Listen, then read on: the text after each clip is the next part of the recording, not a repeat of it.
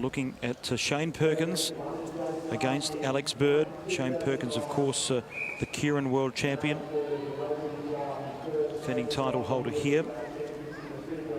And Alex Bird, a surprise finalist, you would have to think, given the fact that he qualified in 4th fastest at 10.2, won the team sprint at the 2010 Australian titles. Solid Kieran Reiner, and we know he's in the AIS program, so that lead-off training he's been doing in the team sprint has held him in good stead, hasn't it? Look, it has, and I think he's made the final, as you said, so he's got a point to prove, and he too wants to try and push his way into that sprint team for World Championships and Olympic Games. So he's leading Perkins. Perkins qualified in 10.15, Bird 10.2, so not much between them at the moment. Of course, Perkins won the last 2 of 3 titles in the men's sprint. Split by Daniel Ellis, and Bird leading, diving on the inside. Great move, and they hit very hard as he got the racing line right, did Shane Perkins, and it really bumped Bird off his game, and he'll win the first of 3. But will the commissaires have something to say about it? Oh, it's very close. I reckon he's won on the inside, but that's extremely tight. I'm not sure Shane Perkins knew how close Bird was at the end. Well, he looked like he switched off in the last 100 metres, and I think he thought he had Bird by a good 6 lengths. Bird hadn't given up, to his credit, but in the end, Perkins got it. But I'd watch this replay here. Did he come out of his sprint line? That's the key. Alex Bird goes to the bottom. Well, that's tight. Look, I think, you know what, I think Perkins has got the right. He's got the right of way there. Yeah. The fact that they hit shoulders, personally, I think it's all okay. That's sprinting, but the rules have tightened up. Perkins there looked around, saw he was coming. It was a little bit too late to accelerate. Oh, I tell you what, we might have to go to a photo finish. I reckon that's closer than anybody thinks in this Superdrome. Very, very tight indeed. Initially, I thought Perkins had got there, but Bird has made a huge lunge at the line, and he may have got there on the outside. I think he has. I think he's got him. We're just looking at one of the monitors there. But now, will they relegate Bird? Because I think Perkins was inside that sprinter's lane. Alex Bird, he has taken it. 10.7, 67 kilometres an hour. They've hit shoulders, rubbed shoulders. Will the officials have something to say about that result? We had a surprise result in Heat 1 in the gold medal write-off, because Alex Bird, after being roughed up in the heat by Shane Perkins, got there in the end. Perkins switched off in the last 20 metres and paid the penalties on the inside of the track. Alex Bird on the outside. How do you think it'll transpire here? Well, I think Shane Perkins will just be a little bit angry after that first heat. Just a little bit. I think he made the mistake, though, didn't he? He rode a perfect race. Well, sorry, he rode the perfect sprint leading into that final 200 metres, but then he blew it. He sat up and thought he had it won. Sprinters, they're confident. They've got that, you know, that style about them, and he just had a little bit too much confidence there, Perkins. And, you know, it doesn't matter.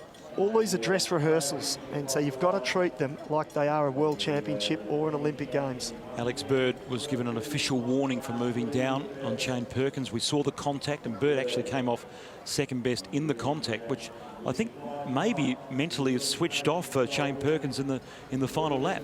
Look, I'm surprised he only got an official warning. 10 years ago, that would be nothing, but the rules have really tightened up. Yep. They don't allow too much argy-bargy. I thought it was great sprint racing, and I think we should see more of it. But Perkins now, he's got the job ahead of him. And Bird, he's got Perkins in front. He likes this scenario. His confidence is up after round 1. Shane Perkins will ride from the front. Alex Bird at second wheel. Remember, he's one up Alex Bird, but he's given distance to his opponent.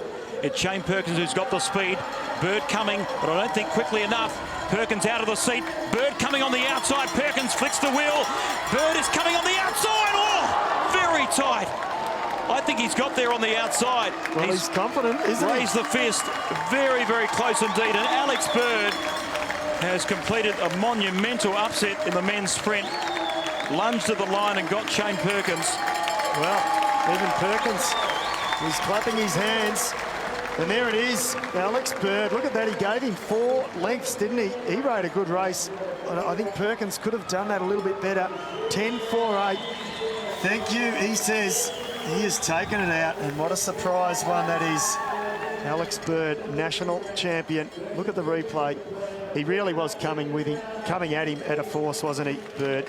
He was a sitting duck. No mean feat to run down Shane Perkins. And that, in sprinters' term, is a very, very impressive victory. Well, that last 50 metres was almost a replica of Heat 1. Bird had to get back around Perkins, and almost the same. And it's amazing that the two guys, they both knew. I think everyone else was left thinking who had taken that out, but gee. And Shane Perkins acknowledging the ride by Bird, also clapping the hands. Tremendous work, and we mentioned how he's really pushing for that place in the team sprint. There's his mum on the right. Absolutely proud moment. Remember, Daniel Ellis won this title a few years back. So the ACT sprinters, it's been marvellous performing at national level. And it's Bird the gold, Shane Perkins the silver, Matthew Glaetzer the bronze medal. And we mentioned how he's pushing for the team sprint position, the lead-off rider. And this was a really bolster his chances, and great emotion from the young man from the ACT. Oh, look, it's fantastic, isn't it? And you can just see the hard work that they put in, and it's amazing. The father there, a little bit emotional, and so too Bird, but they race 3 or 4 times a year. It's an Olympic year. The World Championships are on home soil. They'll race 4 or 5 times in the 12-month period. So the amount of work, the training that they put in, Scott McGrory said it earlier, the winter months, when there's no crowd cheering them on, they're here on their own doing the hard yards. So it is great to see the emotions pour out now, and hopefully we'll get to listen to him fairly shortly. So the 26-year-old Alex Bird, the Australian sprint champion, and he's now with Mike Tomalaris now. No, Alex, you're not going to get a drink of water because we're live on national television. How special is this? I'm a bit beyond words. I mean, I haven't taken the regular pathway into the sport. Took some years out, and just, I mean, you'd never think you'd beat Shane Perkins. Like, he's been the best guy in the country for 4 years now. He's the world champion in the Keirin. An amazing bike rider, and all I can think of, in bend 3, I'm like, not going to get him. Bend 4, I'm like, I'm going to get him. Got to the finish, and oh yeah, I mean, I'm stoked beyond words, really. Mate, you're shaking, you're buzzing, you're very emotional. You've got your family here. It's a special day for you. Yeah, absolutely. I mean, oh, sorry. Yeah, I got loved ones in the stands. I got all my friends here. I mean, I live in Adelaide with the rest of the crew, so there's probably 30 or 40 people in the stands that I'm waving to and thanking for their support. And, guys back home as well have been fantastic and supported me. I just want to ask you, how did you prepare for something like this, toppling one of the fastest men on earth? Oh, look, I've just been trying to do the little things all week. It's the same as every athlete says. You're doing the ice bath, eating properly after every session, you're having the protein and all that kind of stuff. And found the mental part the hardest. I tried to have a nap today, and I couldn't manage it. Heart's pounding. Man, I got semi-finals tonight against Matt Glaetzer, and he's one of the most talented guys we've seen in the last 10 years. So to get over him was special enough, let alone Perko. Yeah. Alex, you're a worthy champion. You're a national champion. Go get a drink, and that'll be followed by the wearing of the green and gold jersey. Has that sunk in yet? No. I almost thought I'd never win an individual title, so that's bloody amazing.